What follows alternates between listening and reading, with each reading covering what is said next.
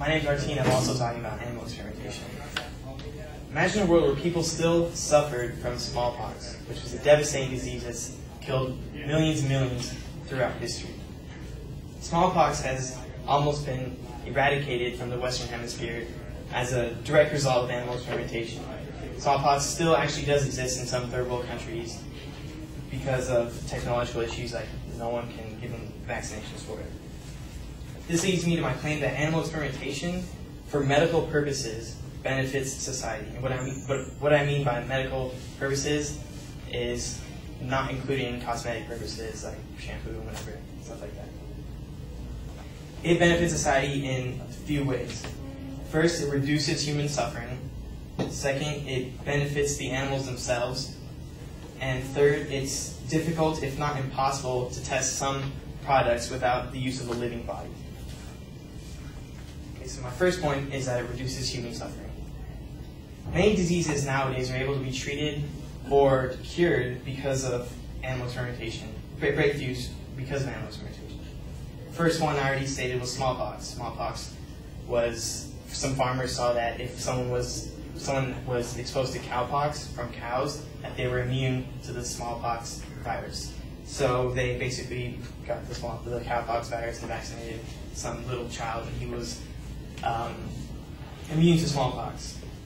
Polio, also, that crippling disease, also was able to be treated because of animal experimentation. It was the first vaccination in 1952 was cultured in the intestine of a monkey to begin with, and they extracted that and then vaccinated someone and gave them complete immunity to it. Also, the development of insulin for diabetes patients was also developed through animal experimentation. Researchers can know exactly which products are harmful to the human body from testing on animals before they're released into the public. You wouldn't want to just take some medicine that hasn't been tested on something because of potential side effects that are unforeseen. My next point was that animal experimentation also benefits the animals themselves. Every medicine given to a pet or any kind of animal has been tested on the same exact species before. Americans for Medical Progress says millions of dogs, cats, birds, and farm animals would be dead from over 200 diseases such as distemper, rabies, feline leukemia, and canine parvovirus if it wasn't for breakthroughs in animal experimentation. My third point is that the development of new drugs and cures are extremely difficult to create or produce without a living body to test them on, and also a living body to research them on. The first direct evidence of a cancer gene was discovered, the first direct evidence of how a cancer gene works and how it does everything throughout the body was discovered in UCSD through an animal. Also, the malaria life cycle, the malaria virus, the life cycle was basically observed and discovered through animal experimentation.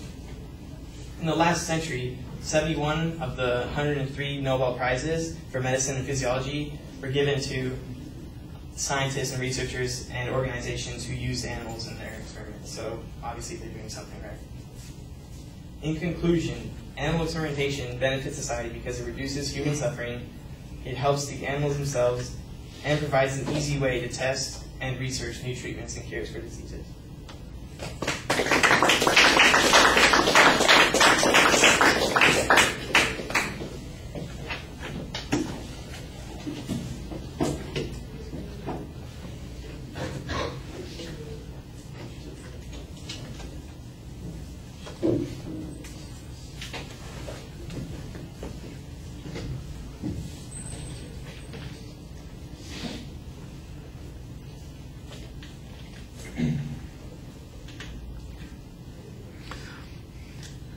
All right, structurally you're okay at the beginning of the speech with the claim and the secondary claims. Internally, I thought you sometimes rushed the transitions, but I could follow them. That was not a big problem.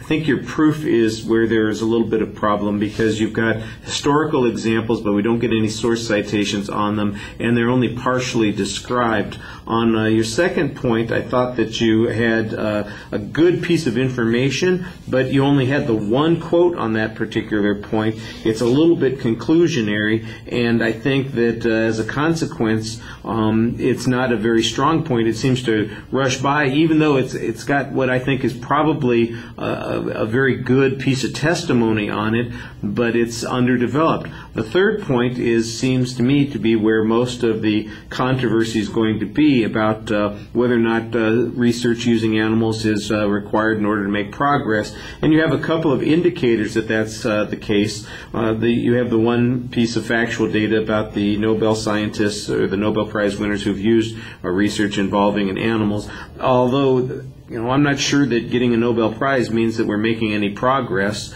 It might mean that we're developing information, but is that information producing any particular results? That's probably the argument that would be coming from the other side. So structurally, everything's okay.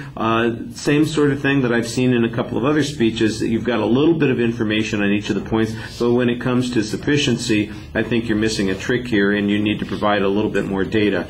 The hand in the pocket looks a little defensive the whole time you're speaking, like you just can't relax. When you're holding on to your magic stone in your hand and you're keeping it deep in your pocket. I think you need to relax a little bit, so that people understand that you're talking to them and you're not really nervous. Even if you are nervous, fake it a little bit. Okay, thank you.